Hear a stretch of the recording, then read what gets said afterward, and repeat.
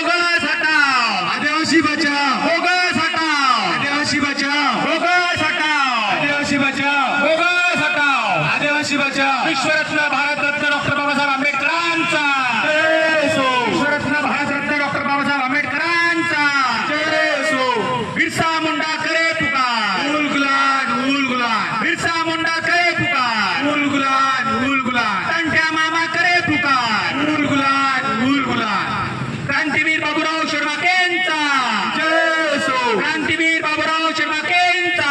जय असो। आज या बेमुदत साखळी उपोषणाचा 7वा दिवस आहे।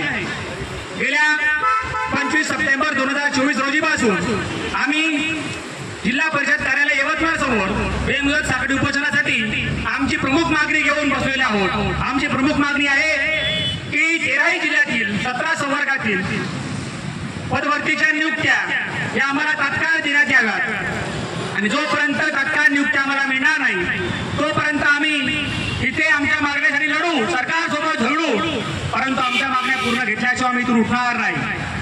मी यवतमाळ जिल्ह्यातीलच नाही तर तमाम महाराष्ट्रातील 13 आदिवासी जिल्ह्यातील आदिवासी समाज बांधवांना जाहीर आवाहन करतो की जे गावं पेसा क्षेत्रातील असेल त्या गावामध्ये इतर क्षेत्रातील इतर बिगर आदिवासी उमेदवार जर तुमच्या गावामध्ये रुजू झालेला असेल तर त्यांना रास्ता रोको करा, त्यांना पेसा गावामध्ये प्रवेश बंदी करा आणि हे गावागावात झालं पाहिजे। तसा ग्रामपंचायतीने सरपंचाने ठराव घेतला पाहिजे आणि गावागावामध्ये बिगर आदिवासी बांधवांना 17 संवर्गातल्या पदभरतीच्या नियुक्त्या जर मिळाल्या असेल तर त्यांना गावागावामध्ये रास्ता रोको करायला पाहिजे, त्यांना गावामध्ये येऊ देऊ नका। कारण आपल्या पेसा क्षेत्रातला आपल्या पेसा गावचा उमेदवार परीक्षा पास करून त्याला नियुक्त्या हे सरकार देत नाही आहे आणि जोपर्यंत त्याला नियुक्त्या मिळणार नाही, आपल्या पेसा 17 संवर्गाच्या विद्यार्थ्याला नियुक्त्या मिळणार नाही, कोणताही ग्रामसेवक, कोणताही तलाठी, कोणताही वनरक्षक, कोणताही आरोग्य सेवक, कोणताही शिक्षक ज्याला बिगर आदिवासी असेल तर त्याला गावामध्ये, तो पेसा क्षेत्रातला नसेल तर त्याला गावामध्ये प्रवेश बंदी करा, रास्ता रोको करा आणि त्याला गावामध्ये येऊ देऊ नका। अशा पद्धतीचे ठराव, अशा पद्धतीची भूमिका त्या पेसा गावानं घेतलं पाहिजे।